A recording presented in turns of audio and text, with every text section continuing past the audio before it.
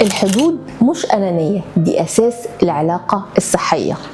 الحدود مش تعقيد، دي القواعد والحدود اللي بتحمي كرامتك، وقتك ومشاعرك وخصوصيتك من غير ما تجرح الطرف التاني أو تسمح لنفسك تنجرح. بس قبل ما تحط حدود لنفسك لازم تعرف ايه اللي بيضايقك، ايه الحاجات اللي ممكن اقبلها وايه اللي مرفوض تماما.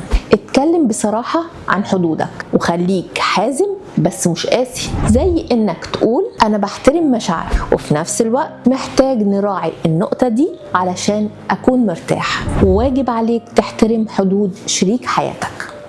الحدود مش معناها بعد، دي بتحافظ على القرب. لما كل واحد يبقى ليه مساحته النفسية العلاقة تبقى مريحة وآمنة. في ورشة 3-in-1 كوتشنج هنتعمق أكتر في الموضوع ده ونديكم أدوات عملية.